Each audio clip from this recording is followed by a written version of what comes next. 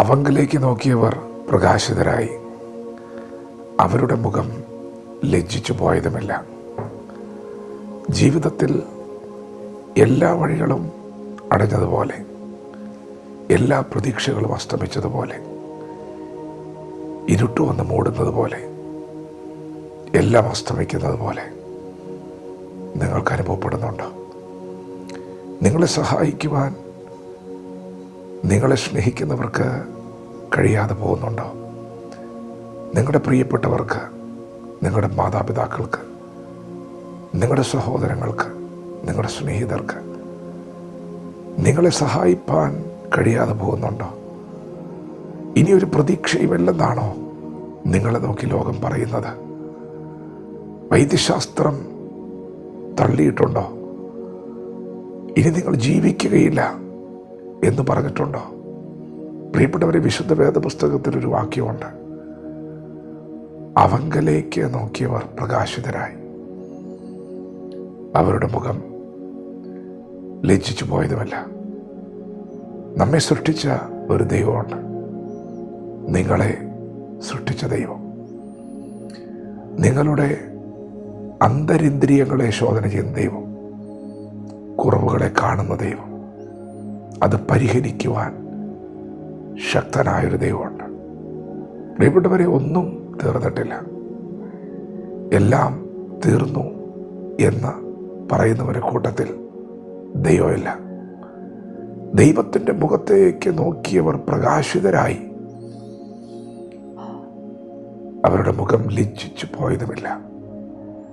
ദൈവത്തിന് നിങ്ങളെ സഹായിക്കുവാൻ കഴിയും. ദൈവത്തിന് നിങ്ങൾക്ക് വേണ്ടി ഒരു പുതുവഴി തുറക്കുവാൻ കഴിയും. ദൈവത്തിൽ നിങ്ങൾക്കൊരു ഭാവിയുണ്ട്. നമ്മുടെ ദൈവം നമ്മെ കുറവ് തീർത്ത് പണിയുന്ന ദൈവമാണ്. യഹോവ വീട് പണിയുന്നവനാണ്. യഹോവ പട്ടണം കാക്കുന്നവനാണ്. യഹോവ യെരൂശലേമിനെ പണിയുന്നവനാണ്. രാഷ്ട്രത്തെ പണിയുവാൻ ദൈവത്തിന് കഴിയും. കുടുംബത്തെ പണിയുവാൻ ദൈവത്തിന് കഴിയും.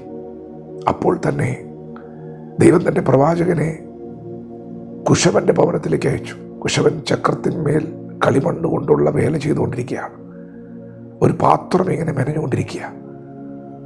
ആ കളിമണ്ണ് രൂപപ്പെടുത്തി അതൊരു പാത്രമായി പുറത്തു വരുന്നതിന് തൊട്ടു മുമ്പ് തൻ്റെ കയ്യിലിരുന്ന കളിമണ്ണ് ചീത്തയായിപ്പോയി. പ്രവാചകനോട് ദൈവം പറഞ്ഞു, നീ ശ്രദ്ധിച്ചു നോക്ക്. പ്രവാചകൻ നോക്കിയപ്പോൾ ആ ചീത്തയായിപ്പോയ കളിമണ്ണിനെ കുശവൻ വീണ്ടും കരങ്ങളിലെടുക്കുകയാണ്. അതിനെ താൻ മറ്റൊരു മാലപാത്രമാക്കി തീർത്തു. ദൈവം തൻ്റെ പ്രവാചകനിലൂടെ തൻ്റെ ജനത്തോട് വിളിച്ചു പറഞ്ഞു, കുശവൻ്റെ കയ്യിൽ കളിമണ്ണിരിക്കുന്നത് പോലെ നിങ്ങൾ എൻ്റെ കരങ്ങളിലിരിക്കുകയാണ്. കുശവൻ ഇങ്ങനെ പണിതതുപോലെ എനിക്ക് നിങ്ങളെ പണിയുവാൻ കഴിയുകയില്ലേ? ഞാൻ നിങ്ങളെ സൃഷ്ടിച്ച ദൈവമല്ലേ? പ്രിയപ്പെട്ടവരെ, ദൈവം രാഷ്ട്രത്തെ പണിയുന്നവനാണ്, കുടുംബത്തെ പണിയുന്നവനാണ്.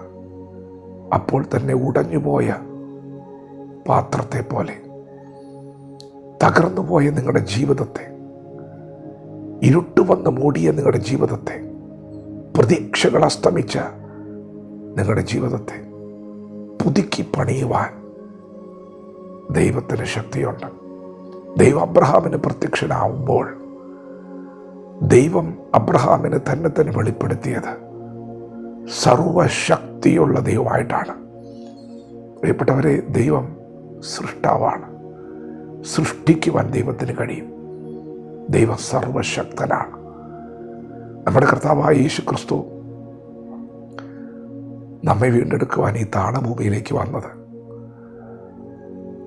കാൽവറി ക്രൂശിൽ നമുക്ക് പകരമായി മരിച്ചത്, അതൊന്നും ഇന്ന് പകൽ വെറുതെ അല്ല. പ്രിയപ്പെട്ടവരെ, നിങ്ങൾ വിശ്വസിക്കുമെങ്കിൽ യേശു വിടുവിക്കുന്ന ദൈവമായി നിങ്ങളുടെ ജീവിതത്തിൽ വെളിപ്പെടാൻ പോവുകയാണ്.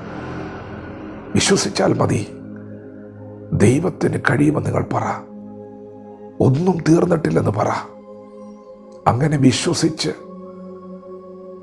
പരാജയങ്ങളെ അതിജീവിച്ച ഒരു വലിയ സമൂഹമുണ്ട്. പിതാക്കന്മാർ നാം കടന്നു പോകുന്നത് പോലെ സമാനമായ പ്രശ്നങ്ങളിലൂടെ കടന്നുപോയിട്ടും തകർന്നു പോകാത്തവർ, ജീവിച്ചവർ, അതിജീവിച്ചവർ, മുന്നേറിയവർ, വിജയം കൈവരിച്ചവർ നമുക്ക് ചുറ്റും നിൽക്കുന്നുണ്ട്. ഒന്നും അവസാനിച്ചിട്ടില്ല. ദൈവത്തിൻ്റെ മുഖത്തേക്ക് നോക്ക്. ദൈവം നിങ്ങളുടെ തല ഉയർത്തുന്നവനാണ്, സ്ഥിതി മാറ്റുന്നവനാണ്. വിശ്വസിക്ക്, ദൈവത്തിൽ ആശ്രയിക്ക്, ദൈവത്തോട് ചേർന്നിരിക്ക്, പ്രാർത്ഥിക്ക്. ദൈവത്തിന് സകലവും സാധ്യമാണ്. വചനത്തോട് പ്രതികരിക്കാം. ദൈവം നമ്മെ ഓരോരുത്തരെയും പകൽ അനുഗ്രഹിക്കുമാറാകട്ടെ. ആമേൻ.